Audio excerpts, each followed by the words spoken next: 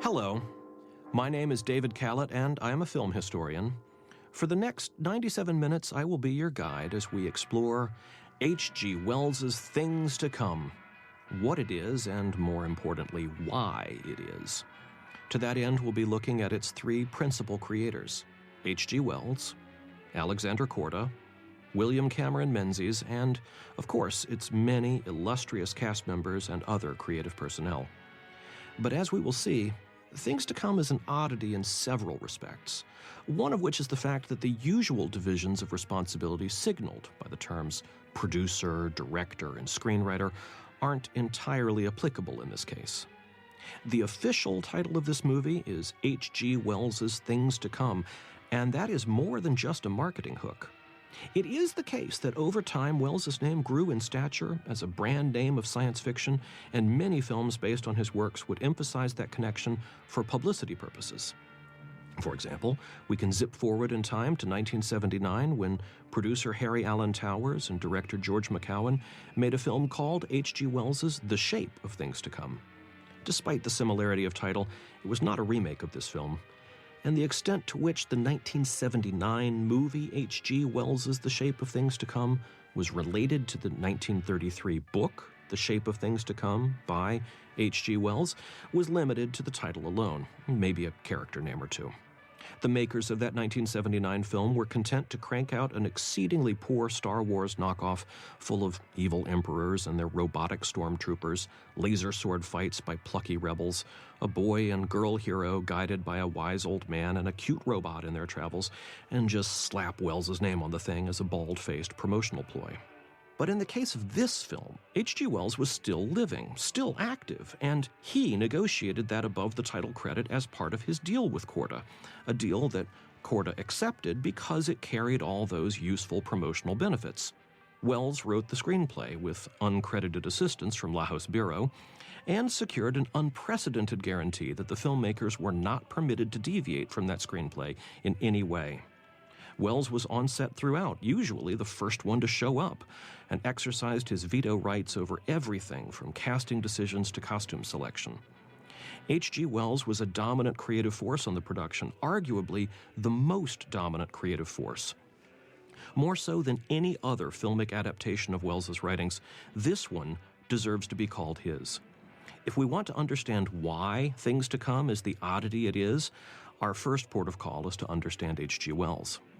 And to that end, I'd like to take you back to a moment in the summer of 1934, right around the moment when the book The Shape of Things to Come was first appearing in print, and a few months before the movie version started shooting, when H.G. Wells was a guest of the Soviet government and sat down to interview Joseph Stalin.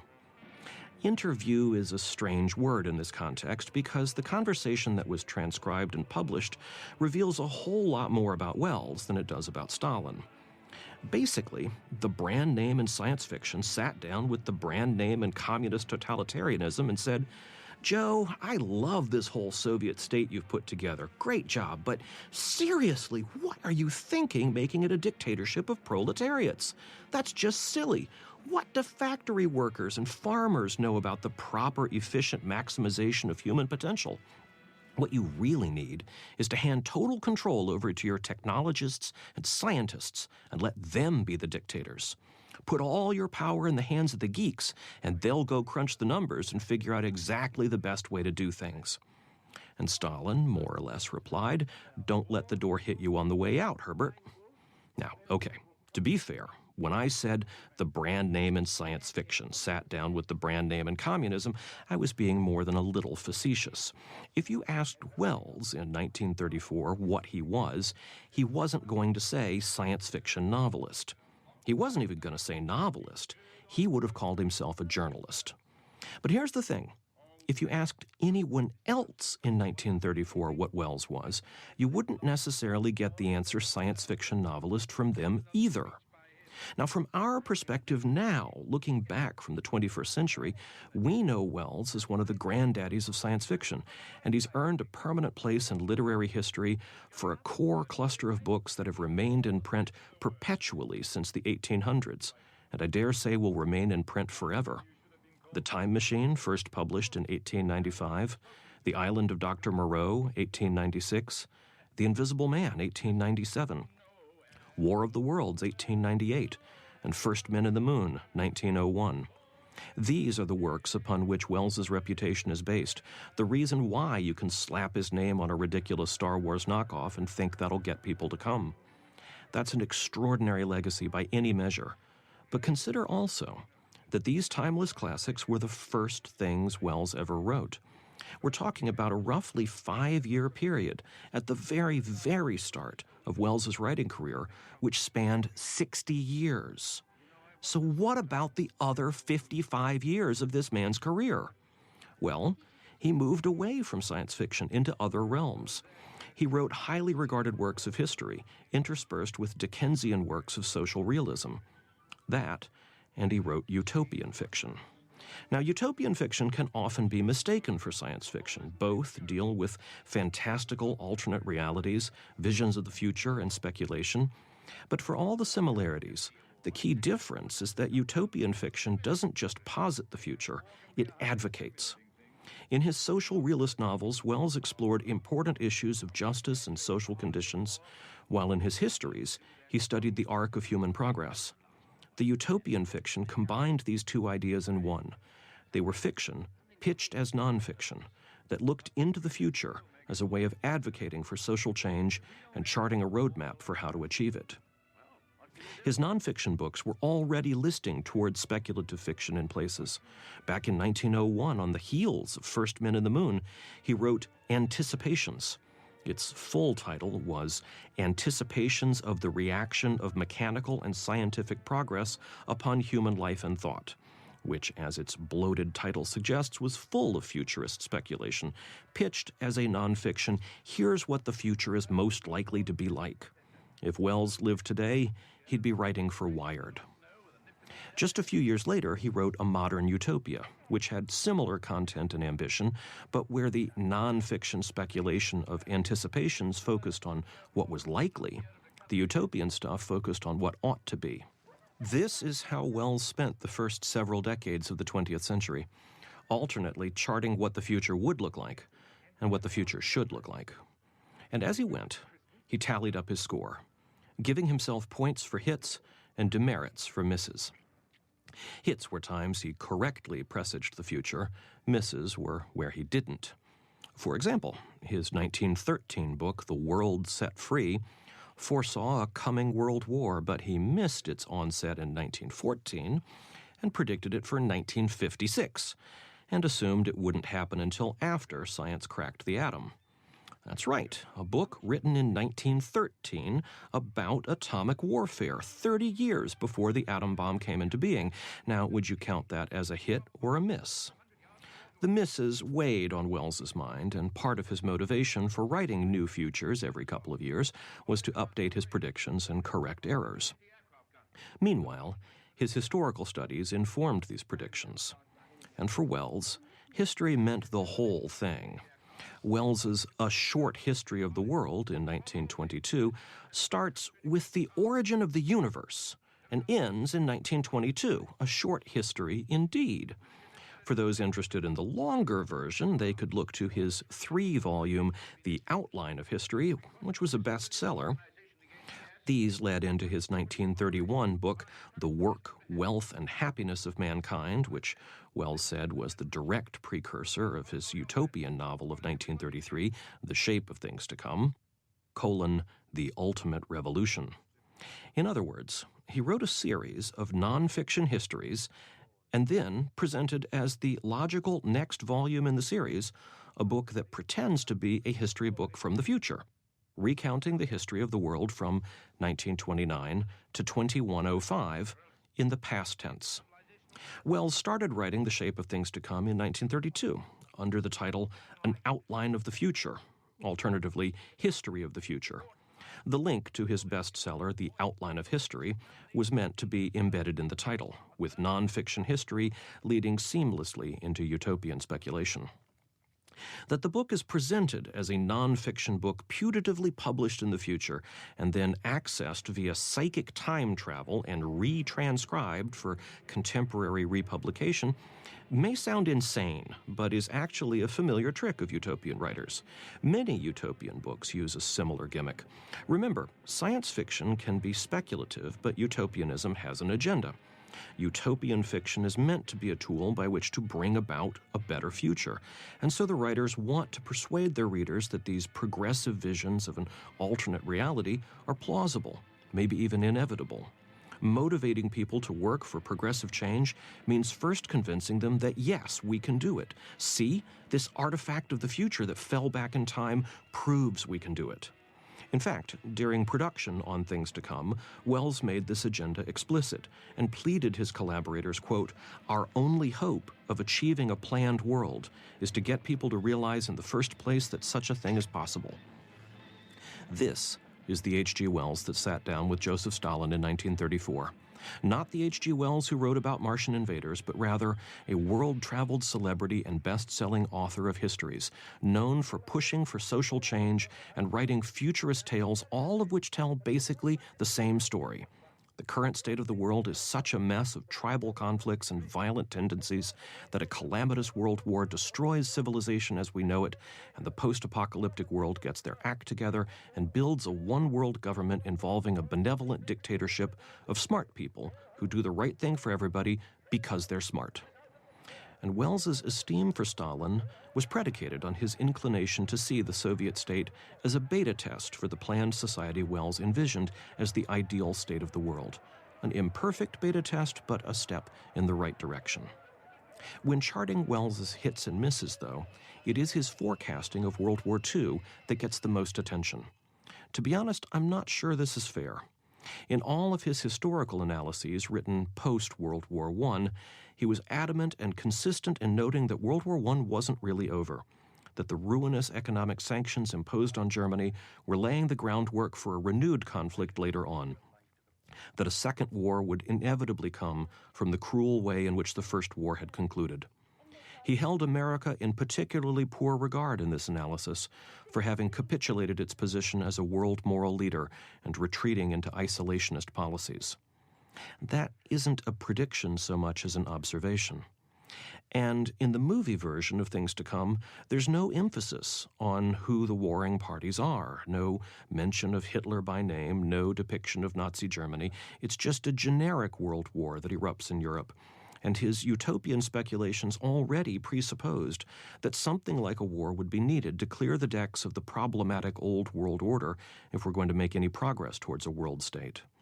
The barriers to human progress and maximal happiness, in Wells's estimation, were tribal attitudes, our allegiances defined by religion or language, ethnic identity, nationalism.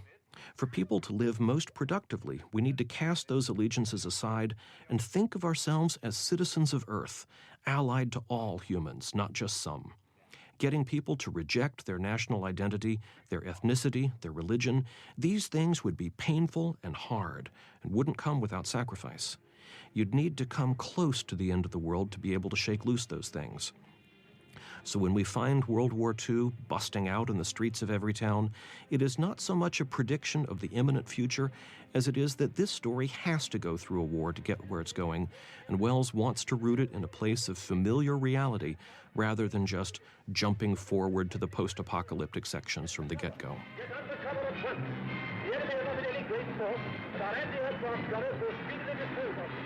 Despite having arguably the greatest art director in cinema history, William Cameron Menzies, as its director, Things to Come turned to producer Alexander Korda's younger brother Vincent to be its art director. Vincent Korda was a Hungarian immigrant with a thick accent, a sloppy sense of fashion, and a brilliant sense of composition. Wells scoffed at Vincent, quote, "He speaks every language badly except Hungarian, which he speaks terribly." Vincent was a classically trained painter and on his way towards earning 4 Academy Award nominations and taking home the Oscar once for Thief of Baghdad. He designed this set for Everytown on the outdoor lot at Denham Studios, and the film was shot in something approaching chronological continuity so that the crew could gradually destroy the set as the timeline of the movie progressed. So here we see Menzies and his special effects guru, Ned Mann, gleefully blowing Vincent Corda's set to smithereens. Well, sort of. Much of the set was deliberately demolished to prepare it for later sequences, but a lot of what you see in this sequence is trick photography involving miniatures, matte paintings, double exposures, just about every special effects technique available to a 1936 crew. All orchestrated by men, William Cameron Menzies, Ned Mann, Vincent Corda, whose primary orientation was powerful visual compositions. This was Menzies' first credit as a director. That's not to say he was a complete newbie. He had a venerable filmography of past accomplishments on which he had served as art director. And when you look over that body of work on which Menzies served as art director, what you see is that these films all share a common visual aesthetic. They look like they were all directed by the same director, basically, but what we're really saying is that they were all dominantly stamped with Menzies' own visual sense, regardless of the putative and nominal directors to which these films are officially attributed. Gone with the Wind, Thief of Baghdad, Foreign Correspondent, The Bat, Alibi, Bulldog Drummond, Alice in Wonderland, Mr. Lucky, Our Town, Pride of the Yankees, For Whom the Bell Tolls, the list goes on. Over and over throughout these movies, we see Menzies' trademarks. Massive, monumental set design that dwarfs the cast, swooping diagonals that slash across the screen and entrap the actors, compositions that routinely shove the actors into the bottom third of the frame, down to the margins of the frame line. When the camera does go in for close-ups, it goes in so close you can pick out the individual pores and cellular structure. The uniformity of visual design across those films on which Menzies worked as art director is so striking and so comprehensive that it's not entirely unreasonable to say he was the director of those movies, but a director who handed over responsibility for the actual performances and dialogue scenes to other, less visually oriented staff.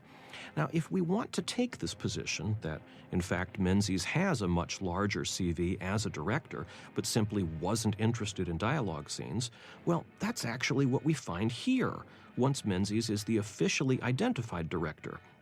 He and his team have focused their attentions on the visuals of the film, which are invariably striking and memorable, while largely abdicating any effort to shape the performances.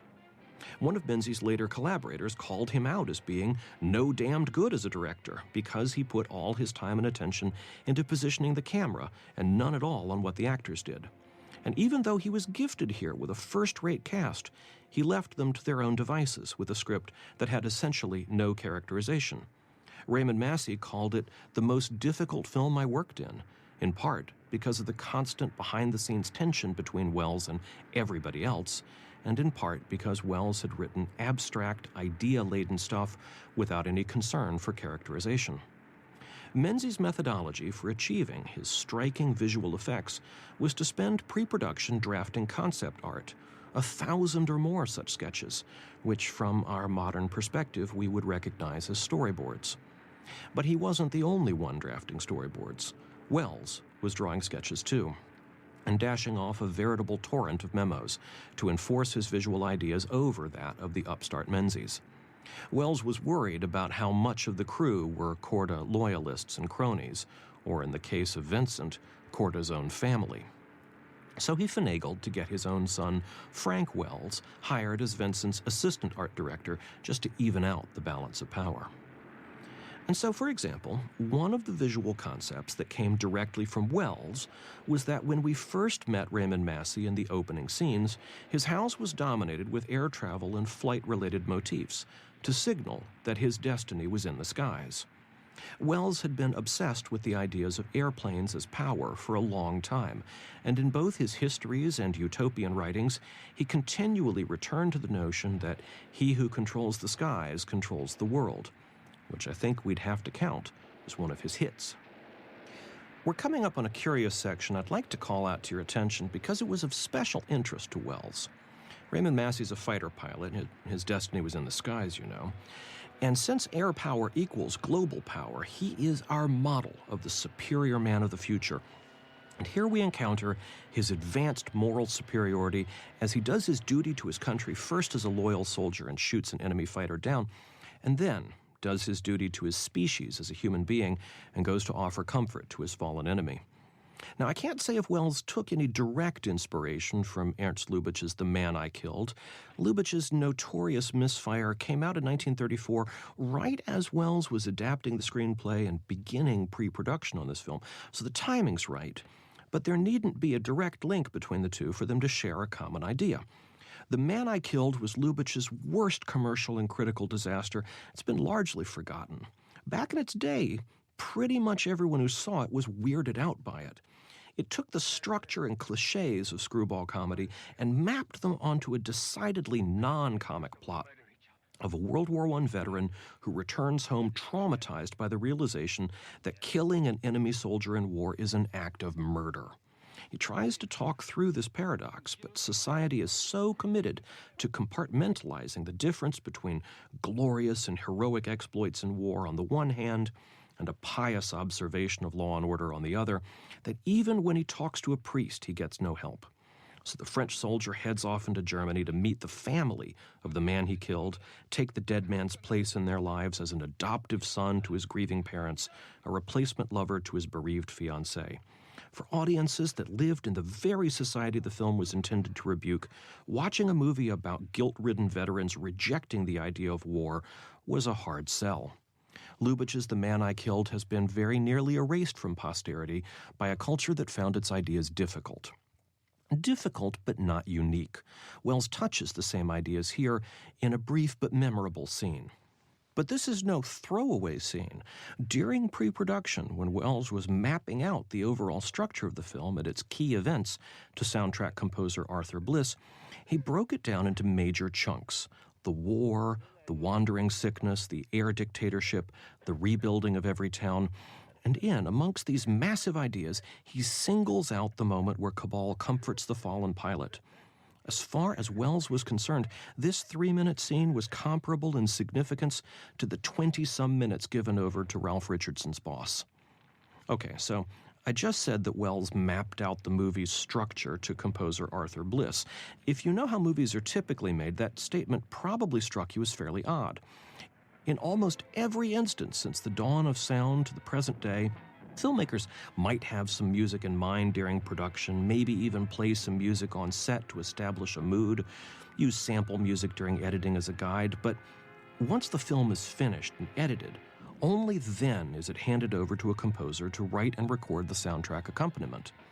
One of the consequences of having a movie made by people like H.G. Wells who weren't experienced filmmakers is that they don't know what they don't know, and they tend to experiment without always even realizing it. Wells knew he wanted the soundtrack music tightly interlinked with the on-screen images, and well before the movie even started shooting, he contracted Arthur Bliss to do the score. And yes, Wells contracted him. The screenwriter hired the composer. I told you Wells was the dominant creative force here. Anyway, Wells may have heard Bliss's music before, that seems plausible, but in keeping with the abstract intellectualism that underpins this entire enterprise, it was when Wells attended a lecture by Bliss that it all came together. Wells went up to Bliss after the talk and told him what he had in mind. Bliss had never scored a movie before. He was as much new to all this as Wells, but he was intrigued. It took Bliss 6 months in all to write the 11 movements that comprise the score. Most movie soundtracks have to be banged out in a fraction of that time, but here you had a foremost musical genius with half a year to dedicate to perfecting his ideas. Bliss invested himself thoroughly in the project, publishing some of the score as a concert suite and performing it repeatedly in advance of the film's release. At the time of the film's premiere, Bliss's score was commercially released by Decca as a 3-disc, 78 RPM set, the first ever movie soundtrack album. All of this accrued to the movie's benefit in many ways. Here was free publicity for the film and the imprimatur of cultural, artistic significance. Having the score pre-recorded also allowed the filmmakers to shoot and edit the film to fit the music precisely, which was Wells's intention in the first place. As unusual a technique as this was, it wasn't entirely unprecedented. In fact, Menzies had personal experience with this very notion. In 1929 and 1930, during the earliest days of sound filmmaking, Menzies had worked with Buster Keaton's former producer, Joseph Schenck, on a series of short films built around classical music. These were essentially live-action cartoons, visualizing music like Tchaikovsky's 1812 Overture, dominated by Menzies' distinctive aesthetics. The most impressive of these was his utterly charming rendition of The Sorcerer's Apprentice, which predated the Disney version by 10 years. Another technique employed by Menzies to give proper life to Wells's ideas was the hiring of legions of England's vast unemployed hordes to play soldiers. Korda seized on that as a promotional gimmick. There was a making-of short shown as a March of Time newsreel during the British run of the film. In that short subject, Alexander Korda boasted of what a good citizen his studio was, giving jobs to all these suffering men during the pitch of the Depression, as if playing a mud-covered soldier for a day or two counted as a job. Creepier still was the hiring of the most skeletal of starving poor people to play the zombie-like victims of the wandering sickness. Wells specifically asked the crew to go find him the most cadaverous of people to be extras. Lovely. It's worth pausing for a moment to consider this March of Time promotional short.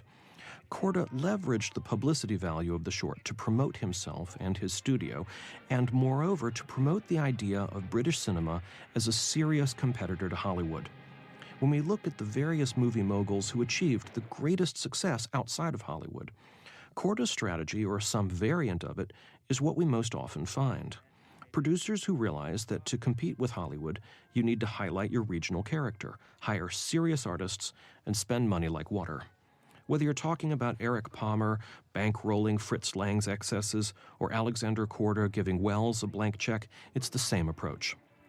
In the end, Things to Come cost between £250,000 and £300,000. It depends who you ask, making it the most expensive British film ever made at the time.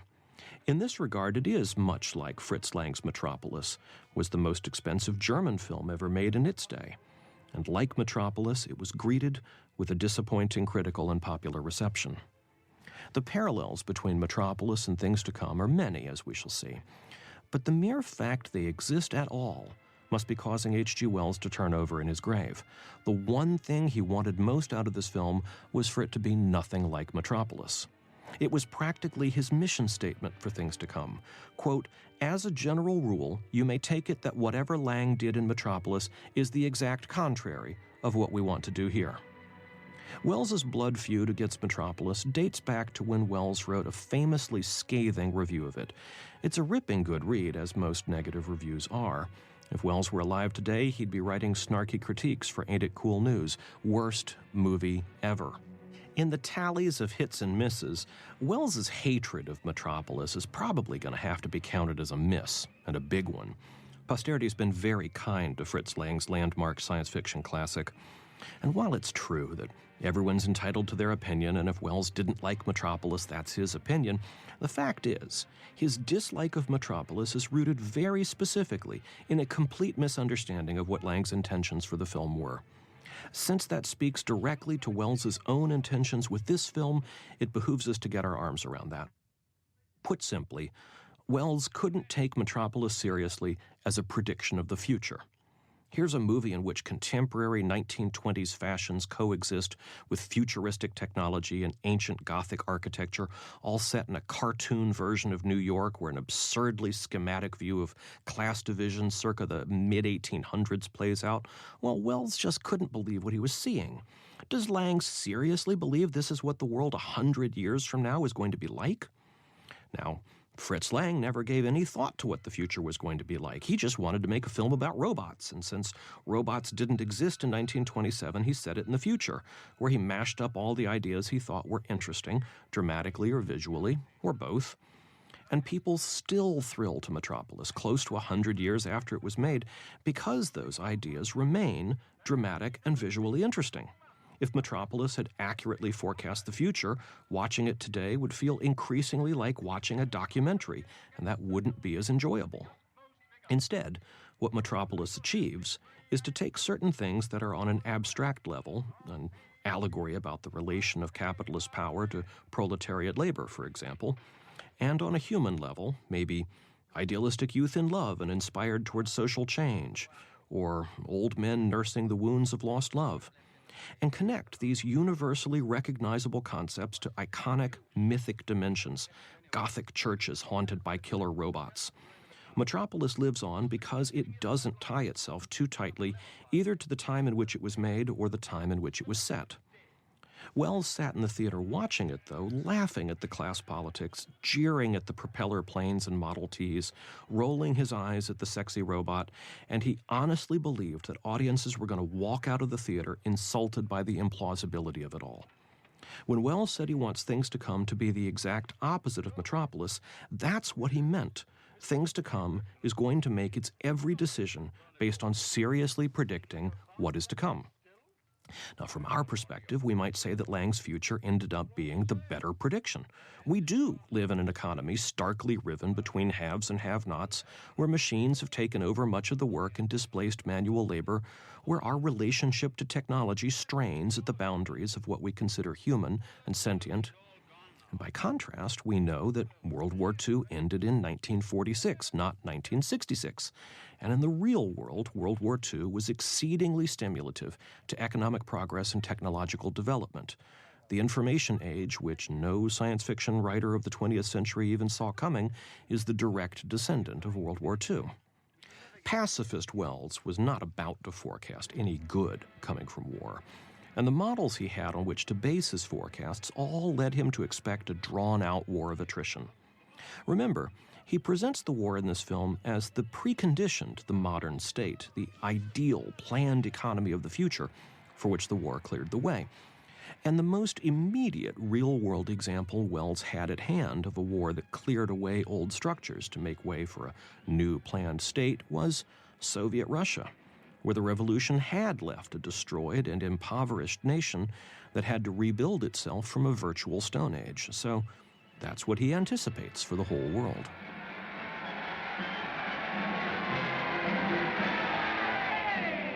Anything to report, Gordon? Nothing very hopeful, Chief. I must have those airplanes somehow. I do what I can, but you can't fly without petrol. I'll get petrol for you. Trust me, you look after the machines. I know you haven't got the stuff, but you can get round that. For example... In the course of adapting the book into a movie, Wells wrote a treatment which Alexander Korda summarily rejected. Wells wrote a second treatment to fix the problems of the first, and he got some unwelcome help from Laho's bureau. If Wells had been a generous and humble person with self-awareness and a desire to rally the resources of his colleagues to strengthen his weaknesses, he could have seen Bureau as an asset.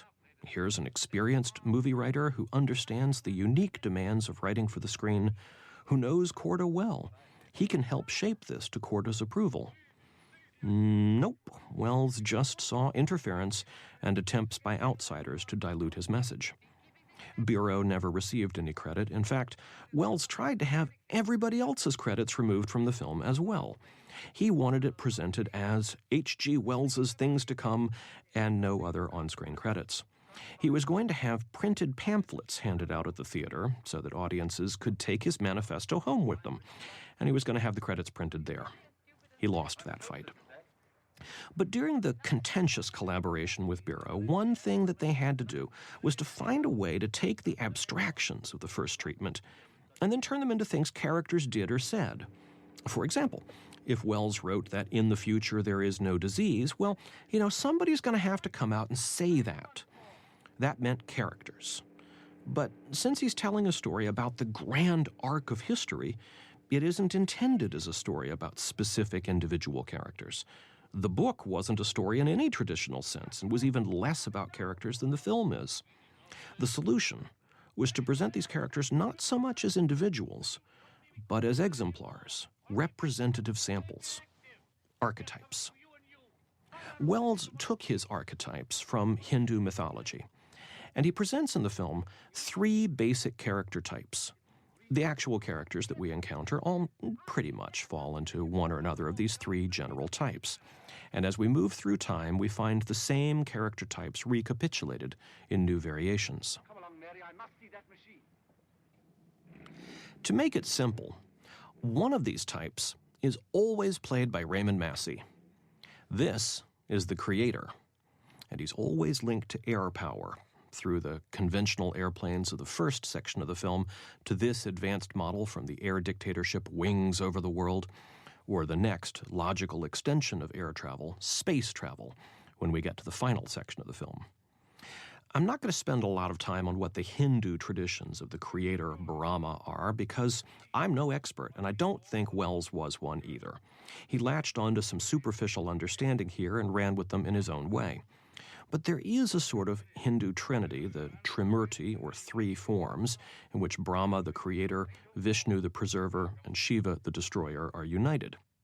Now, when I say that Wells took a limited understanding of Hinduism, I don't mean he was being ignorant or superficial, just that what he wants out of these archetypes is something different from promoting Hinduism.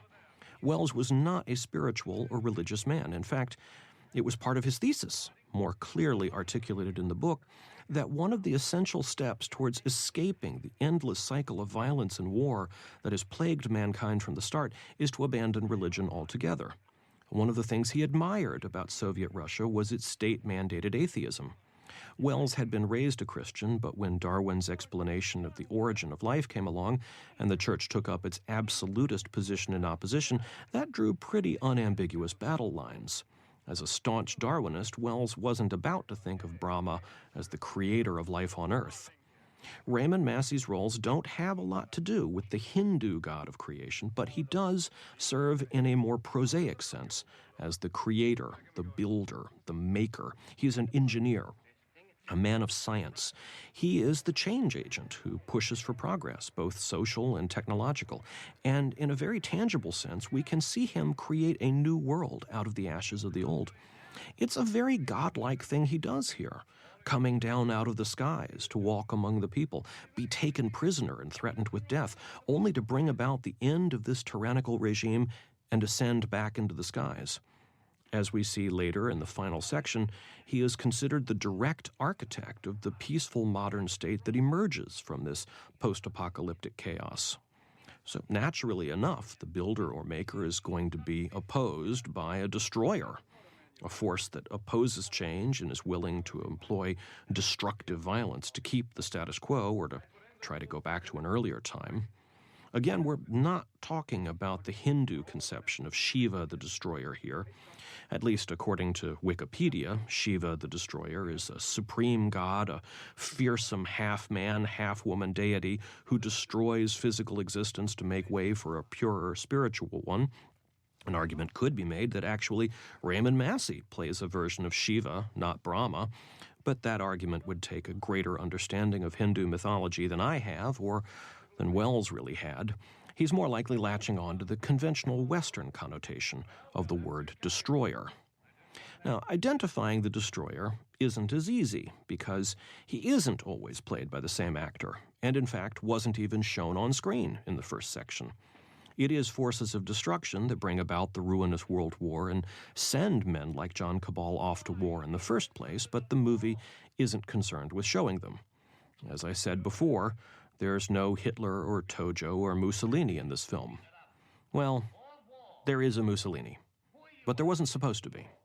Wells wanted to emphasize that the boss character is a generic petty tyrant, a run-of-the-mill incarnation of the destroyer archetype. Nothing special about him, they come a dime a dozen. In fact, Wells gave specific instructions to avoid mimicking any particular world figure. Quote, "The producers should bear in mind that the boss is not intended to be a caricature of a fascist or Nazi leader." But Ralph Richardson went ahead and aped Mussolini anyway, because that seemed to him the most sensible way to play an underwritten role that certainly seemed on the page like a caricature of a fascist or Nazi leader. And Menzies was too busy worrying about where to position the camera to bother much with how the actors said their lines.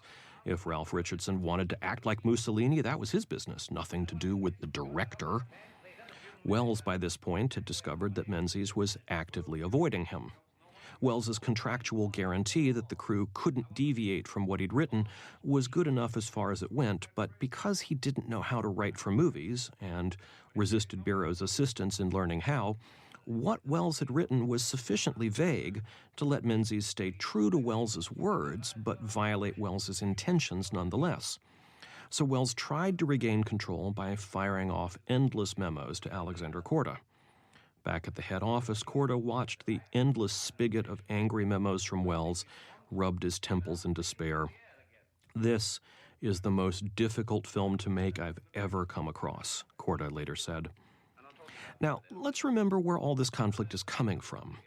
I mean, sure, some of it is Wells's egotism and paranoia, but if we leave it at that, it makes Wells sound like the villain of his own story. And I assume you're listening to this because you like this movie. And that means you've come here in admiration for Wells's accomplishments. So let's find a way to understand his paranoid combativeness in a more sympathetic light. This is not just a science fiction movie, not just an adaptation of a novel by Wells. This is his manifesto for how to save the world. War is coming for real. The actual Second World War is bearing down in the actual real world where Wells lived. Hitler was moving westward, and Wells's hometown was going to be bombed into near oblivion. Tens of millions of people were about to die, on top of the tens of millions who'd been slaughtered just a few decades previously for no reason. Atomic bombs didn't exist yet, but Wells knew enough to know that they were coming. He was standing on the razor's edge of the end of the world and doing what he could to save his species. With great effort, he spent almost 30 years studying and thinking until he had worked out how the world ought to be to stop this madness. It was a program that would put an end to war, an end to disease, an end to poverty and want. Men and women would be equals. National boundaries would vanish. The stupid, petty, tribal allegiances that pit people against one another would be erased. If two pilots crossed paths in this brave new world, there'd be no need for one to shoot the other down. And Wells did what he could to spread the word. He used his bully pulpit as a best-selling writer to get his ideas into as many hands as possible. The Shape of Things to Come was published in a beautiful hardcover edition with thick, sturdy paper, a serious high-end book intended to last for ages. But he didn't exclude those readers who couldn't afford a giant hardcover edition. He had it serialized too. He met with world leaders. He met with Stalin and bravely argued with the man about how Stalin needed to upgrade his Soviet state to make it even more utopian. Wells didn't back down from a chance to promote his vision. And when he was given a movie contract in 1934, he could have used the opportunity to mount an adaptation of one of his most popular science fiction works, The Time Machine maybe, War of the Worlds, perhaps write something new along those lines. He could have done that and gotten rich. But instead, he seized the opportunity to use this new media to get his utopian vision before a bigger audience. We can do this, he told himself. We can make this world of the future where peace reigns, where mankind continues to reach out farther and farther. Not even the stars will hold us back. This isn't entertainment. This is a political campaign for the hearts and minds of the world. And that was the source of a lot of his conflict with the crew. If Vincent Korda or William Cameron Menzies showed up with their own aesthetic principles and inclination to make things look the way they wanted them to look, those were competing aesthetic principles that weren't based on the speculation of what the future would be. Other people's ideas were a direct threat to the accuracy of his predictions, and since he linked his accuracy to his agenda of convincing people to bring about this desired planned world, those other people's ideas were a direct threat to his politics. No wonder he got combative. So what are Wells's politics, then? He comes at this stuff from enough of an oblique angle that it's easy to misread him. Let's start with his conversation with Stalin. Wells's critique of Stalin's politics turned on Wells's rejection of the idea that you can talk about a binary class conflict, the haves versus the have-nots, the capitalists versus the proletariats, bosses versus workers. It is the same argument that he levels against Fritz Lang in his critique of Metropolis, and using practically the same words at that. Lang presents the same two-tiered class system that Stalin believes in, the head versus the hands. Now, you could note that this two-tiered system is exactly the one Wells himself presented in The Time Machine. But you're not going to win any arguments with Wells saying that because he freely admits it. That's one of the reasons he started to feel embarrassed by his earlier works. They were politically naive and underinformed. Maybe at some point in the feudal past there was such a stark schism between the rulers and the ruled. Maybe such a system existed in the darkest days of the Industrial Revolution too, but it's not how the world works in the 20th century. As capitalist economies move towards consumerism, the only way to keep the engines of the economy working, the only way to keep enriching the rich, was to have people buying stuff. An underclass of impoverished slaves can make products cheaply, but someone has to be able to buy them. And so without any revolution at all, without any external effort to reform the system, just the natural progress of capitalism works to diminish the underclass and move people into the middle class. And neither Stalin nor Lang give any thought to this middle class or its significance. Now, the next thing to note is that Wells comes by his socialist tendencies naturally. His father was a professional cricket player and his mother a shopkeeper, but an injury ended his dad's career too early. There were no pensions, no social safety net back then. One day, his dad can no longer do the one job he's suited for, and the family is thrown into disaster. So Mom returned to her old job as a lady's maid for a rich family. But they don't let their servants have accommodations for any family. Mom can make up some of the lost income, but only by being forcibly separated from her husband and child.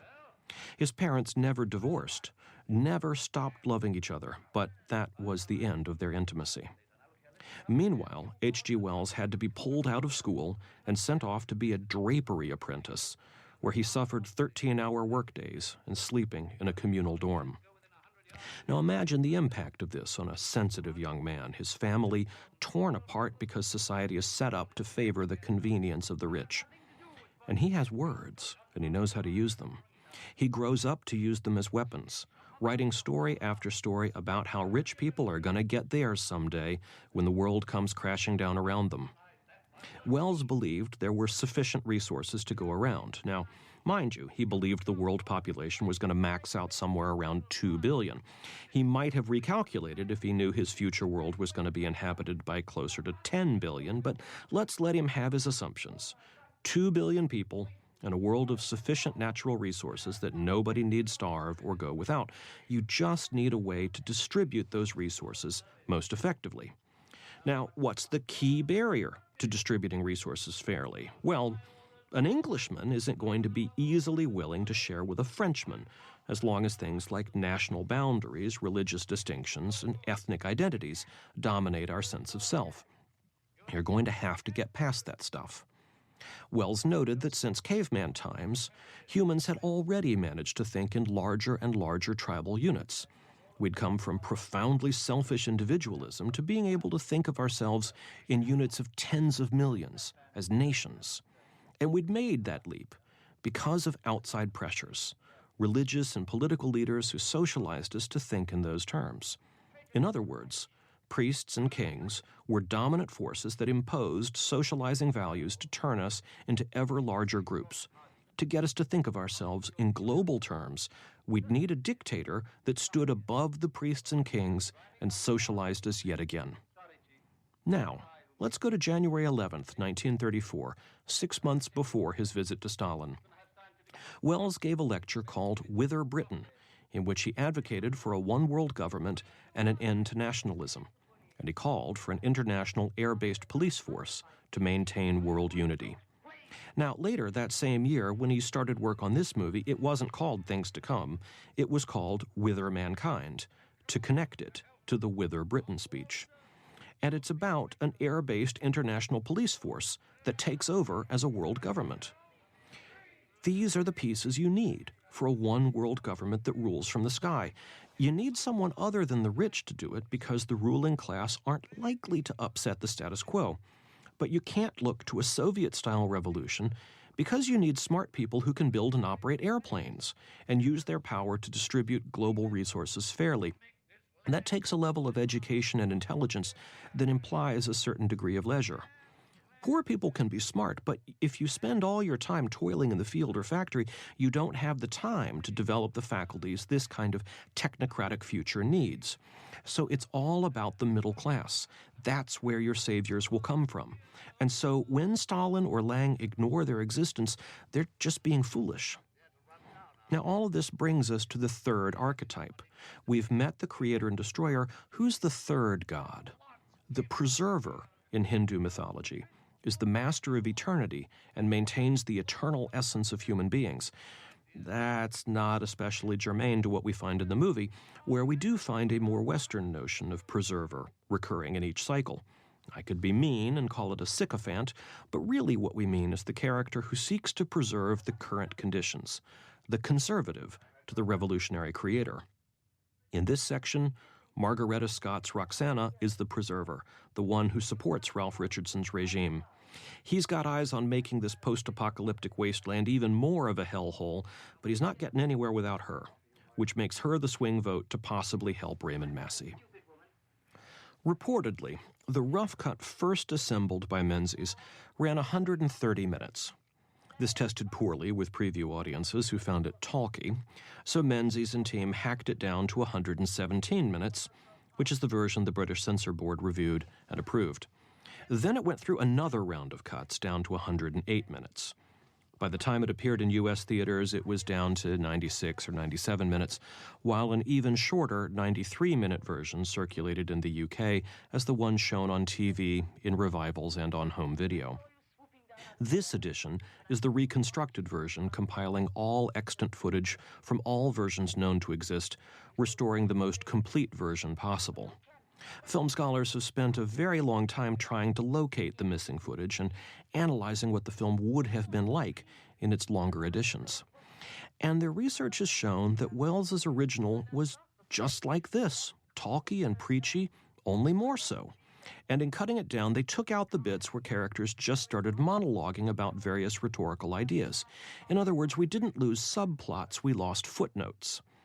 And you can actually see where this happened. Just watch closely for the continuity errors. They're all over the place once you start looking for them. In this scene, for example, Raymond Massey and Margaretta Scott keep bouncing all over the room like they swallowed a teleporter. And it's because there are tons of little cuts throughout the scene, trimming it down. Had the missing footage been left in place, the scene would have gone off on a discussion of the role of women, which was a recurring motif in the deleted dialogue. Without those conversations, the movie's attitude towards women seems a lot more sexist than Wells intended. He'd anticipated a progression which was to have begun with John Cabal's wife in the opening scenes, played by Sophie Stewart. Now, this is a movie that largely limits its characterization to giving characters names. And as you may have noticed, poor Mrs. Cabal didn't even get a name. So she had less than no characterization. She just existed as a wife, and that was all. Now, as we move forward in time, the female roles start to get more varied, and they start to get names. There's Mary, played by Ann Todd, an assistant to her scientist father, Dr. Harding, and a helper to her engineer husband, Richard. So she's still defined in terms of the men in her life, but she's more than just a passive housewife. And Roxana can see that things are changing, that being a woman doesn't mean necessarily being sidelined or subservient. Other lives are possible. She can't fully grasp them yet, and she still thinks of herself in terms of men. Roxana's conversation with Cabal is mostly missing here, and a subsequent similar conversation with Mary is entirely gone. So we don't have a window into Wells's thoughts on women, just the women characters in the movie, of which the nameless housewife in Part 1 is just not a compelling example. When we get to the future section at the end of the movie, Margaretta Scott was to have returned, playing her own descendant, Rowena. This character was to have been the mother of Catherine Cabal, played by Pearl Argyle, and we would have seen how Roxana's family line, and women in general, eventually broke free of those restrictive gender roles and became fully realized independent people, ready to strap themselves into crazy spaceships and conquer the stars, women and men side by side. Catherine's character still does that, but by deleting Margaretta Scott's second role, the overall arc of this line of thought is blunted somewhat. Now, the reason we know all this about what the missing footage entailed is because there are several archival sources that can be consulted to compare against the surviving footage. One of these is the original continuity cutting guide, which lists each shot in sequence with its original timing length. Another key source is Wells's script, which he arranged to have published by Crescent Press in the UK and Macmillan in the US. The script was published in October 1935 prior to the release of the film. In today's spoiler-obsessed media environment, publishing the script before the release of the movie might seem like an odd publicity choice. But whatever publicity boost the published script brought to the movie was actually an afterthought. Wells had it published because he was getting increasingly antsy about the ways he feared Menzies and Korda were deviating from his vision, and he wanted to make sure that the public saw some version of his original ideas and could distinguish between Wells's intentions and those of his intermediaries. Which, as promotional tie-ins go, is pretty unique. Not many promotional tie-ins are intended to undermine the authority of the movie and promote an alternate vision. In comparing Things to Come to Metropolis, one noteworthy distinction is that Metropolis, for all its abstract allegories about the class conflict between the head and the hands, and the heart as a mediator between them, doesn't really use archetypal characters in the same way as this film does. The characters in Metropolis are actually weirdly specific, the plot dependent on peculiar details of their relationships. The master of Metropolis is a lonely old man pining for his dead wife, who he stole away from a mad scientist rival, which is why the mad scientist makes a robot duplicate in the first place, and then they make the robot look like the revolutionary underground leader in order to discredit her, but the master's son happens to be in love with her, and, none of that maps easily onto any other situation. It's all too intricate to be much of an allegory for any real-world parallel. Now, mind you, most audiences who saw Metropolis in 1927 wouldn't have gotten all of that complicated character-based plot because so much of it was edited out of the final release version, and for decades hence, scholars tried to reconstruct Lang's original version. This is, sadly, yet another parallel between Metropolis and Things to Come. In both cases, the filmmaker's vision has been compromised and blunted by successive cuts. He'll be bringing the others with him.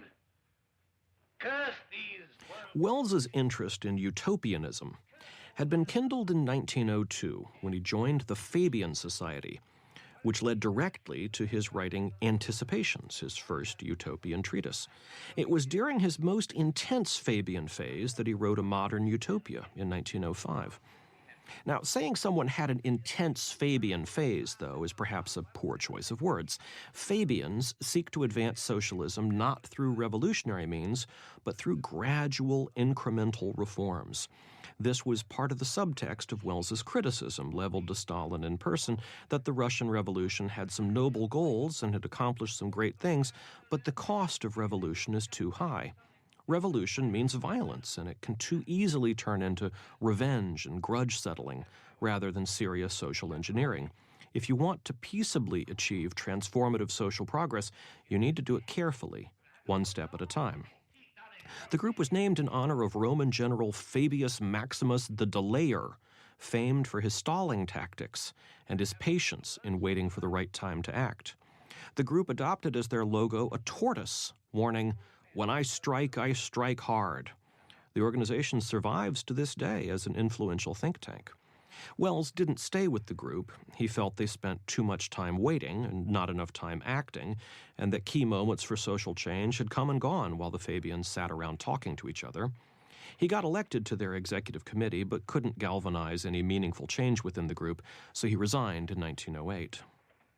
It was Wells's desire to act and to seize the opportunities for action, whatever they might be, that put him at odds with other socialist visionaries of his day. For example, as much as he decried the stupidity of World War I, in the same way he decried the stupidity of all war, he endorsed England's participation in the war because he thought this was the chance for England to take a leadership role in moving towards a one-world government that would end war in the future.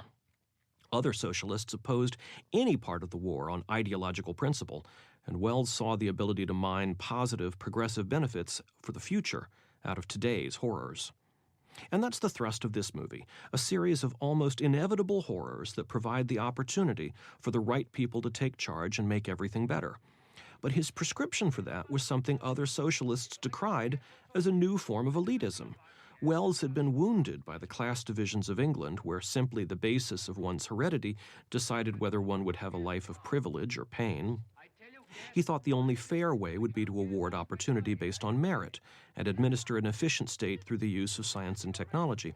But this was still a tiered system, one that raised the smart and the accomplished over others. When he tried talking about these issues with Stalin, he got shouted down. And when he met with left-wing ministers of parliament, they couldn't understand why this great man was so worried about history and science and education when there were immediate issues of poverty and inequality today demanding attention. They dismissed Wells as uninterested in the problems of ordinary people, but it was actually the case that Wells was taking the long view. A true Fabian to the end, he was thinking about what actions to take now to make the future world the best of all possible worlds. And if that meant focusing on education first, instead of building new low-income housing, well, that's what the future would have wanted him to do. As the forces of the Wings over the world rally for their invasion, we need to stop and think about how all this would have looked to audiences watching in 1936, because how it plays to us now and how it played then are very distinct things. From our vantage point, World War II is the distant past, and we know how that turned out. Even 1970 is the past. There was no world-destroying apocalypse, no plague, no reversion to medieval feudalism, and the invading army swooping in on their airships from the base in Basra, Iraq, doesn't even resonate with our contemporary understanding of conflict with Iraq. It just looks like a sci-fi movie with some Flash Gordon-y aspects. But imagine you live in England in 1936, and you've gone to the movies. All around you, you can feel Europe falling into the abyss of coming war.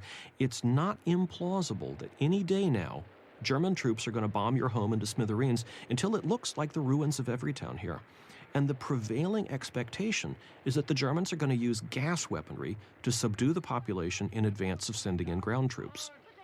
In other words, the very things Cabal's troops do here to rescue him and engineer regime change are the things audiences expected might happen to them at the hands of invading Nazis. So as much as we're supposed to side with Cabal and Wings over the world, there's a real tinge of something nasty to all this, and their fascistic black uniforms and jackboots don't help from an iconographic standpoint. So what are we supposed to think of all this? This entire sequence set in the dystopian world of the boss's post-plague tyrannical kingdom has been a massive debate about the use of air power and gas weapons. It has been a singular fixation of the boss to rebuild an air fleet and equip them with gas weapons, and his entire relationship to Richard Gordon and Dr. Harding is predicated on his desire to get them to build him these things. It's the only reason he doesn't just execute John Cabal the instant he strides into town in his big-headed flight suit. The boss wants airplanes and chemical weapons, and the scientist heroes want to deny him that. But the scientist heroes, and the film as a whole, don't condemn airplanes and chemical weapons as bad things. The point is you don't want the boss to have them, but you do want them around. What is Wings over the world but an organization whose entire authority is based on having airplanes and chemical weapons? And that's really what this so-called gas of peace is. It's a chemical weapon. That's one thing that rarely gets talked about when people talk about this movie. The gas of peace is usually just shrugged off as being a harmless anesthetic and isn't referred to as a weapon. But it is a weapon, and it is used as one. This is how they put down resistance. If you defy Wings over the world troops, you're getting gassed. And if you happen to be nearby someone who's resisting, well, you're getting gassed then too. Sure, the gas is supposedly non-toxic, and we are meant to accept it has no adverse side effects. However, even if we grant the film the artistic license to invent a harmless aerosol anesthetic, it's not like we've suddenly stepped outside the world of chemical warfare by doing that. The scientists who worked on developing gas weapons in the 20th century did so in an effort to develop non-lethal weapons. It was understood that war was pointlessly destructive, and the loss of property and life that resulted from combat was a profound economic cost, not to say moral burden, that didn't have to be. If you were in a situation that couldn't be peaceably resolved and direct intervention was necessary, I don't know, let's say for argument's sake you have a local warlord who's repressing his people and threatening his neighbors, and you sent in a diplomat, and all that happened was the diplomat got locked up. So now you have no choice left but to topple him. The preferable way to do that, from just about every point of view, would be to find a way to avoid blowing up buildings and killing people. So, scientists went about developing gas weapons as alternatives, and some of the key scientists who created some of the most notorious chemical weapons of the 20th century did so out of what they believed to be a moral calling to lessen the horrors of war. Posterity tags these scientists as monsters, and their creations are uniformly abhorred, but they were born out of the desire to create something analogous to the gas of peace. Raymond Massey knew from gas weapons. He was a World War I combat veteran in the Canadian Army who came back with shell shock, which was the World War I terminology for what we now call post-traumatic stress. He was sent back into combat where he was nearly killed. Physical injuries being easier to quantify than psychological ones, getting shot finally got him sent home for good. He drifted gradually into acting and was identified throughout his illustrious career with social message films. In a very specific way, he got typecast in preachy roles. He played Abraham Lincoln in 3 different films, not to mention various stage appearances. In one of those plays, Massey played both Lincoln and legendary abolitionist John Brown in the same show, and he played John Brown in 2 other films. Massey's contentious, high-profile divorce from actress Adrienne Allen inspired the romantic comedy Adam's Rib, starring Spencer Tracy and Katharine Hepburn. Given all the interesting things that went on inside the life of Raymond Massey, it's a shame he's called upon here just to be a repository of generic qualities of earnestness and uprightitude. We're nestling in now to one of the movie's most celebrated sequences, known as Work, one of the 3 major special effects extravaganzas in the film, and one of the key movements mapped out to Arthur Bliss by H.G. Wells. It's as tight an integration of images and music as anything in the film, and boasts inarguably Bliss's most famous musical contribution to the film. The whole thing is a minor miracle because here we find the greatest unity of concept and execution in this entire production, despite the internal squabblings and internecine combat behind the scenes. Here we find everybody pulling together for once. Wells and Bliss, of course, William Cameron Menzies, and special effects designer Ned Mann. And I haven't said anything yet about the director of photography, Georges Perrenal. Over a career spanning 5 decades and over 70 movies, the Frenchman Perrenal lent his visual talents to some of posterity's most visually sumptuous motion picture classics. He worked with the great René Clair on Under the Rooftops of Paris, Le Million, and À nous la liberté. He worked with Jean Cocteau on Blood of a Poet. He shot the Powell Pressburger masterpiece The Life and Death of Colonel Blimp, Carol Reed's The Fallen Idol, and Charlie Chaplin's A King in New York. That, and he was Alexander Korda's house photographer, serving as director of photography for Korda throughout the late 1930s and 40s, which resulted in a couple of Oscar nominations and 1 win. Also contributing to the effectiveness of this glorious special effects sequence is a junior matte painter on the early end of his career, too young and green to warrant an official credit. His name was Peter Ellenshaw, and in the decades to come, his matte paintings would grace such films as The Red Shoes, 20,000 Leagues Under the Sea, Mary Poppins, The Black Hole, many other Disney productions. In addition to the main production team, this work sequence also features the freelance contributions of legendary artist Laszlo Moholy-Nagy. Every time we cut to almost fetishistically loving close-ups of machinery and motion, these are Moholy-Nagy's additions. Moholy-Nagy had initially been tapped as a design consultant for the final section set in 2036, which we'll talk about more in a moment. When he met with Korda and Ned Mann, Moholy-Nagy told them that in addition to his design work, he'd also started dabbling in filmmaking, and he screened for them his 1930 short film Light Play, which is full of machinery porn like this. Korda and Mann were impressed and asked him to contribute to this sequence as well. But somewhere along the way, wires got crossed, and what Moholy-Nagy took as his remit wasn't what the filmmakers expected from him. He went off and shot a full sequence of almost abstract and intimate looks at machinery in motion, timed and cued to Bliss's music. Meanwhile, Menzies was off shooting extras on Vincent Corda's sets, and Ned Mann was shooting miniatures, with the expectation that Moholy-Nagy's imagery would be incorporated into the larger sequence as it ultimately was. But the artist was a bit put off by this, having invested a lot of attention into material that never made the final cut. As a consolation prize, Corda financed the next of Moholy-Nagy's shorts called Lobsters. Moholy-Nagy wasn't the only one who felt the loss of material from this section of the film. In Wells's original treatment, this work sequence led into the first of two future worlds, exploring the air dictatorship's rule, and then later jumping forward again to the final utopian section. For time purposes, these two were compressed into one, and the actual era of the air dictatorship is more suggested than explained. And it wasn't just script pages or footage cut, mind you.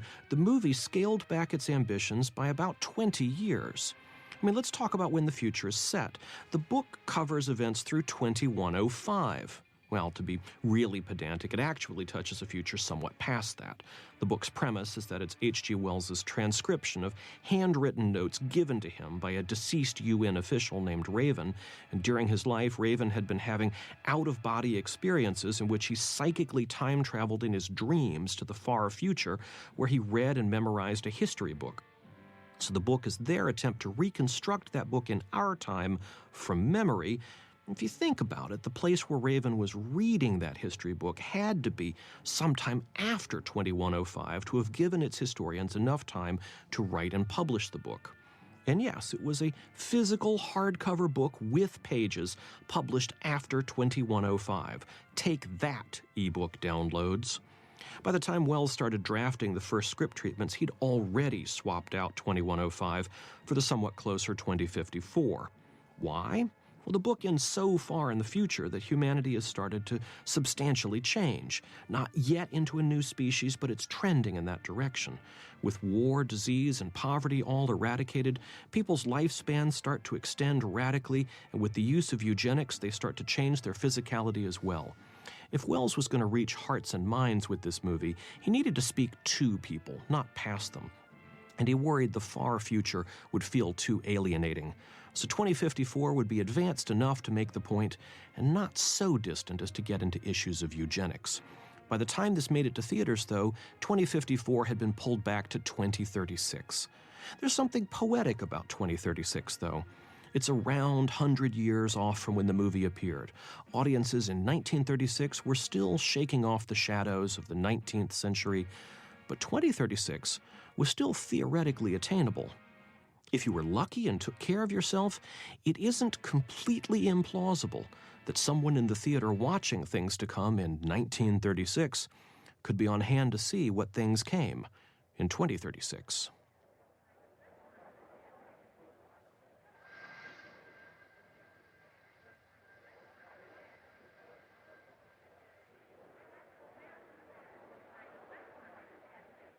And what is our very first vision of the future? It's a grumpy artist named Theotokopoulos who rails against this sterile new world compared to when life was short and hot and merry and the devil took the hindmost. Later, he'll decry how this age of scientific marvels makes his values seem small, and he'll rally a mob to attack the space gun. In other words, before we even see what life in the utopia of 2036 is like, we are introduced to its harshest critic and opponent. This is very interesting. Certainly, Theotokopoulos is the baddie of this final section, the latest incarnation of the destroyer archetype, but Wells has a significant amount of sympathy for him. He's the antithesis of Cabal's Superman, but he's no paper tiger. And this is signaled in part by his name. The real-life Theotokopoulos is better known as the artist El Greco. Like his movie namesake, El Greco, a.k.a.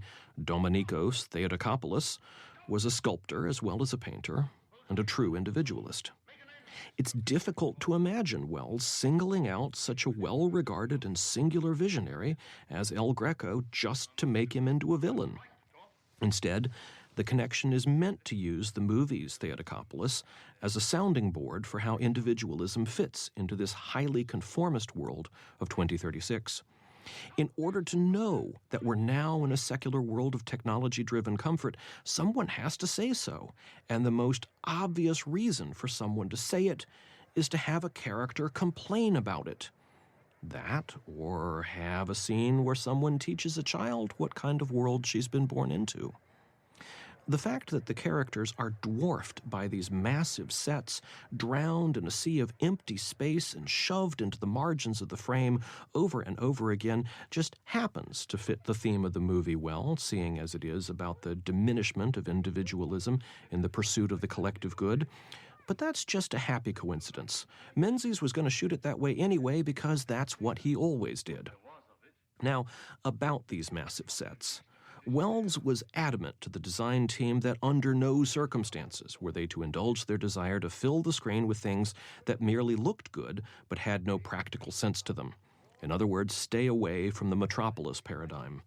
As he put it, the goal was to present a practical utopia in which every detail was rooted in speculative reality, which was a tall order. And so when it came to designing the world of 2036, the producers turned to avant-garde architects and designers to serve as consultants to bring their cutting-edge aesthetics into play. At first, this task fell to the great Fernand Léger, a friend of Alexander Corda's who toiled for some 4 months drafting various sketches and concept art for the future world sequence. At the end of all that effort, he found a dismissive H.G. Wells scoffing that his work was unsuitable, and none of it was used. So the job went to modernist designer Le Corbusier next. Known for designing better living spaces for people in crowded cities, he actually had the gall to argue with Wells about Wells's notion of a future underground city and started proposing alternatives. That was the wrong move, and it didn't take long for Le Corbusier to suss out what a nightmare brief this was and opted out of putting any of his work up for Wells's approval. It was then that the producers called up Mahalinaj to ask him to design the future world sets. Mahalinaj had been a key figure in the Bauhaus school and believed that photography provided a venue by which to see the world in ways that exceeded the limitations of the human eye. In the late 1920s and early 1930s, he had taken to designing sets for various theatrical productions in Berlin's bustling theatrical scene and was in high demand for that until the Nazis forced him out of Germany. He resettled in London in 1935, where he joined the crew of Things to Come. He did design sets for the 2036 scenes, only to have Wells nix them too. And if it wasn't for his roughly 2 minutes of material seeded throughout the work sequence, his role in this project would have been entirely erased. So in the end, the sets here were designed by Vincent Corda. No slouch by any measure, but not the prestige-grabbing opportunity to collaborate with one of the 20th century's leading architectural geniuses to design the future.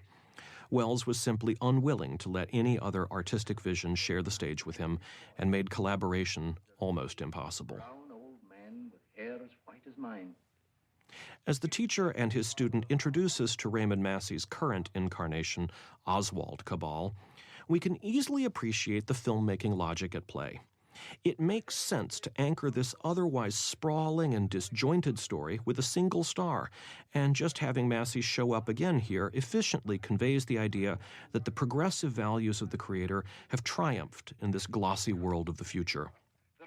But for all that it makes sense, there's a troublesome aspect as well. We're 100 years out from the start of the movie, and we've got a society ruled by Cabal's descendants apparently because they are his descendants.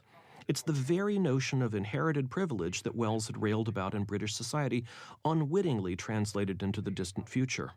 Map that onto the anti-democratic sensibilities of this film, and it manages to undermine somewhat the very values Wells is otherwise trying to promote. That's not to say Oswald Cabal seems like a bad ruler. He seems an eminently fair and admirable sort of dictator. And here he is, struggling with the morality of shooting people into space with a giant gun. The hard SF crowd who flocked to Wells for his big ideas would probably have wished Cabal spent less time fretting over the morality of it and more fretting over its scientific plausibility. As a method of getting things into outer space, the giant space gun was a concept that had been kicking around ever since Isaac Newton first cooked it up as a thought experiment in 1728. But both H.G. Wells and Jules Verne latched onto it and reused it repeatedly in several books each. You'll notice that this is not how NASA actually gets anything into space, because it has massive technical problems. Firstly, any living thing on board the projectile would face crushing G-forces that would probably kill them instantly. And secondly, the mathematics of it make it far more likely that the projectile would smash into the ground and explode after its first orbit than it is that it would stay in orbit even for a second rotation. If you had the technical precision and perfectionist attention to detail necessary to skirt past these problems and safely deliver some astronauts into orbit, you might as well have put those skills to use building a rocket like a normal person, because that's so much easier. All of which seems to point towards one of Wells's misses. Here he predicts the first attempted moonshot taking place a good 66 years after humans actually walked on the surface of the moon. But this isn't quite a miss. Bear in mind that nothing in the film indicates that what held them back was any technological failure. It's just a matter of will. Cabal's society has decided to put its energies first into building a world of peace and prosperity where violence and hunger and poverty and inequality have all been eradicated. And only then did they decide to reach out into the stars. In Wells's script, he had originally described Theotokopoulos as a gaunt figure, just like the elongated people El Greco is known for. Dutifully obeying the dictates of the script, the producers cast as Theotokopoulos the gaunt, elongated actor Ernest Thesiger, fresh off such films as Bride of Frankenstein and The Old Dark House. Thesiger shot all of his scenes and posed for publicity photographs. Before Wells objected that his fussy, cultured mannerisms and voice connoted too much privilege for a rabble-rousing demagogue. It says a lot about the available pool of British actors that when they canned Thesiger and needed to reshoot all his scenes with an earthier, more rugged actor, they turned to Cedric Hardwicke. Not that Hardwicke gives a bad performance, but he's as theatrical and cultured as everyone else. What distinguishes him is his point of view, not his voice. Going back to the question of whether predicting a space gun-based moonshot in 2036 is a miss compared to a rocket-based moon landing in 1969, this is actually a question that goes to the heart of where technological progress comes from. As I said earlier, as a committed pacifist, Wells was not inclined to see the prospect of anything positive emerging from war, even indirectly. But we know from history that World War II provided an incubator for enormous technological advancement, and the pressure cooker of the wartime emergencies accelerated the pace of those discoveries and their practical applications. We live in a world defined by information technology that Wells and his peers never even imagined. Thanks to code-breaking efforts at Bletchley Park and elsewhere, we now have personal computers that we can carry in our pockets.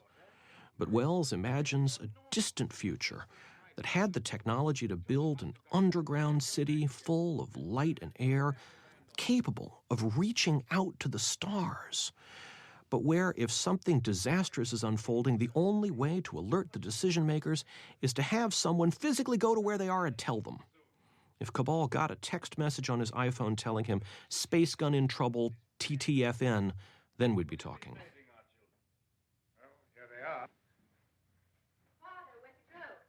Having micromanaged the soundtrack and fired a cast member, the next thing Wells turned his attention to were the women's dresses.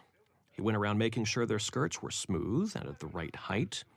If that doesn't already seem a little intrusive and intimate, bear in mind here's a nearly 70-year-old man fussing over the hemline of Pearl Argyle, the actress playing Catherine, a character named for Wells's second wife, Jane. Okay, I guess I do need to back up and explain that. Wells had complex and interesting relationships with women over the years. His first wife was Mary Isabel, his cousin, whom he married in 1890, back when marrying your cousin wasn't all that skeevy. The thing of it is, in 1890, he wasn't yet H.G. Wells, not the H.G. Wells of legend. He had yet to write The Time Machine. He was just a science teacher who did some journalism on the side. His marriage to Isabel didn't last long because, as a science teacher, he was surrounded by nubile young students, and one of them caught his eye in particular. She was Jane. Her given name was Amy Catherine Robbins, but she was Jane. They lived together for 2 years while Wells waited for his divorce from Isabel to come through. Wells married Jane in 1895, the same year he published The Time Machine. Maybe the Catherine Cabal of the movie isn't related to Jane. Maybe the ultimate heroine of things to come, the model of womanhood, just shares a name with the middle name of one of the 3 women Wells claimed to love most in all the world, simply as a coincidence. It's a big world. Anything's possible. Wells stayed married to Jane until her death in 1927, but he didn't necessarily stay faithful to her. He had many affairs. Novelist Elizabeth von Arnim, feminist Rebecca West, birth control activist Margaret Sanger, to name a few. Maybe H.G. Wells would have benefited if he'd spent more time talking birth control with Margaret Sanger, because the man ended up fathering children with multiple unmarried women. If Wells were alive today, TMZ would be reporting on all H.G. Wells's baby mamas. When I said that Wells considered Jane one of the 3 women he loved most of all, you might be wondering who were the other 2. Well, in addition to Jane, there was Isabel. Their marriage didn't pan out, but he had a special place in his heart for his first wife nonetheless. His third great love, though, was Baroness Mora Budberg, his secretary. I'm not sure I've fully conveyed the delicious weirdness of this situation by just saying Baroness Mora Budberg was Wells's secretary. Mora Budberg was a mercurial figure. She was a Ukrainian aristocrat until Russian revolutionaries assassinated her husband.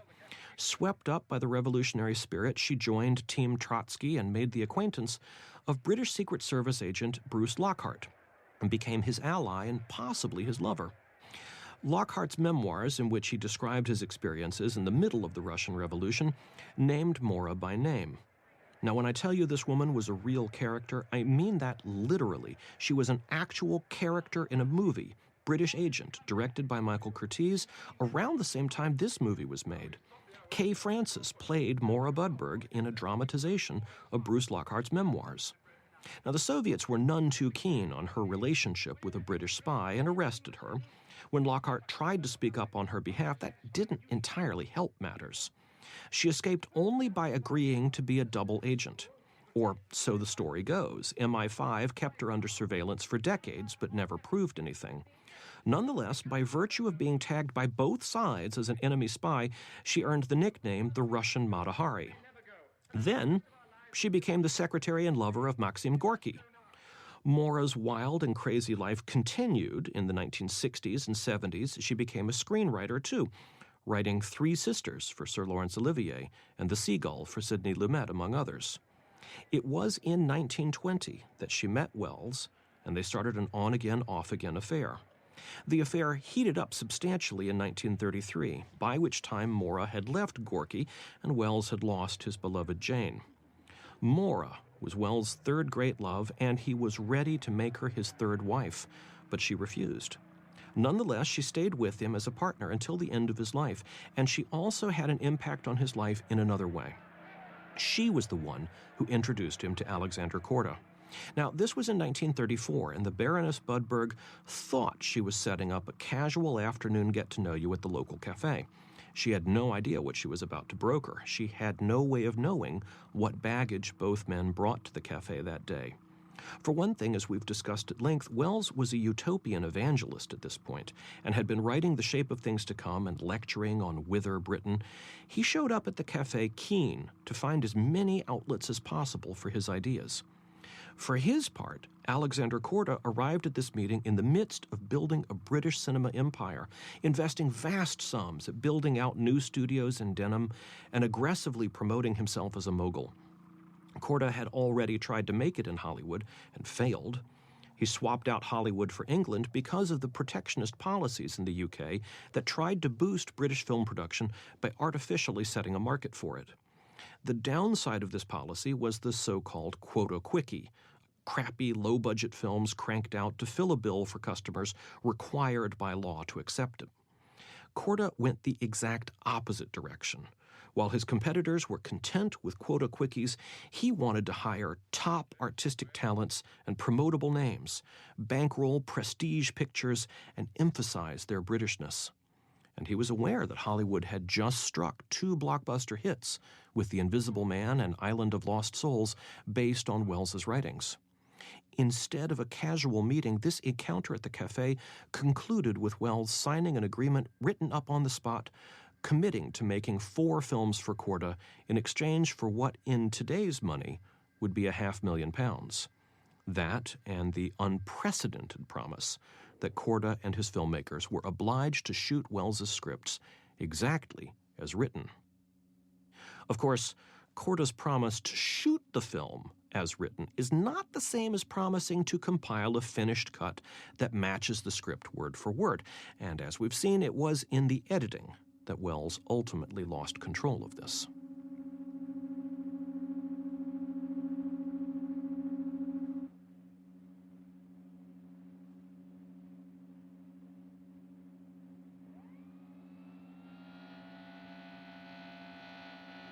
The entire climactic sequence is a riot of competing visions for the film, smashed together by editors. Inside the space capsule, watch as Catherine and her fellow astronauts strap themselves into hanging harnesses in this shot. In 5 minutes, you'll be able to get loose and move about. And then after a cutaway,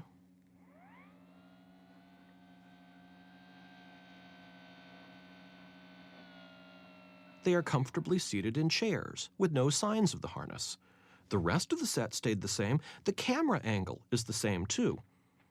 This is one continuity error that doesn't so much signal that intersecting footage has been removed as it does that maybe 2 different approaches were shot and combined in the editing bay.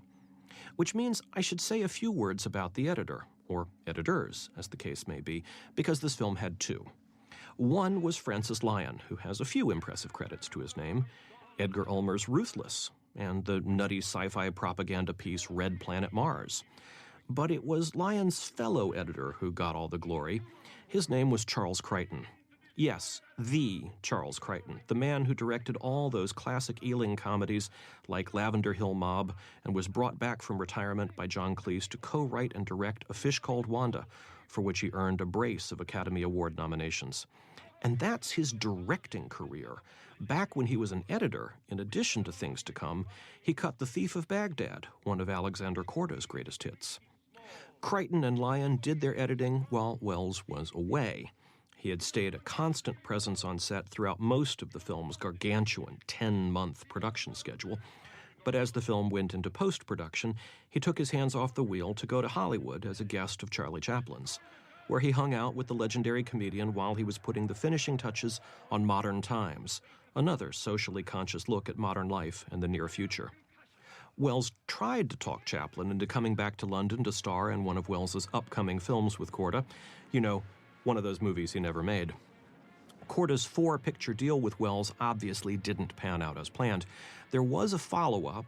1936 also saw the release of The Man Who Could Work Miracles, written by Wells and his uncredited collaborator Lajos Biro, sets by Vincent Korda, Ralph Richardson and Ernest Thesiger in the cast, more social messages, but a lighter touch overall. The other 2 movies that were planned out in the cafe that fateful afternoon didn't come to pass. They would have been Food of the Gods and a movie called The New Faust, adapted from the story of the late Mr. Elvisham. The soul-crushing experience of constant combat that everybody reported as hanging over this production probably didn't make anyone keen on continuing to work together.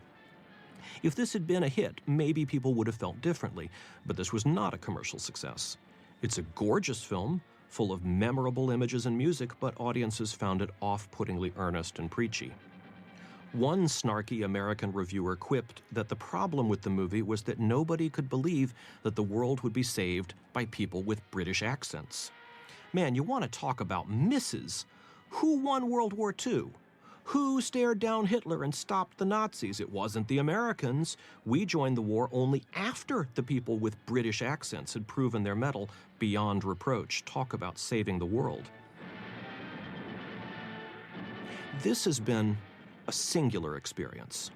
For the last 97 minutes, we've watched a movie that was supposed to be 130 minutes long. Its creative team consisted of William Cameron Menzies, Charles Crichton, Peter Ellenshaw, Laszlo Mahalinaj, Georges Perrenal, Arthur Bliss, Alexander Korda, yet is clearly an auteurist work attributable primarily to H.G. Wells. And as the auteurist filmmaker behind this movie, we have a man who was not a filmmaker, but a novelist.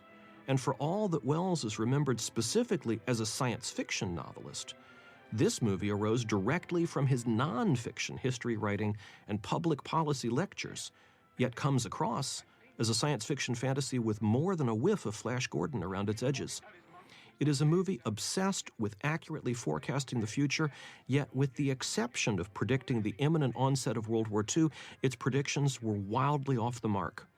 This movie is most directly comparable to and understandable in relation to Fritz Lang's Metropolis, yet being unlike Metropolis was Wells's #1 consideration.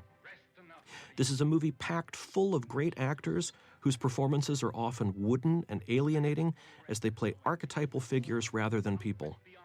It is a movie with almost no women in it, made by a progressive feminist whose life was full of strong-minded women.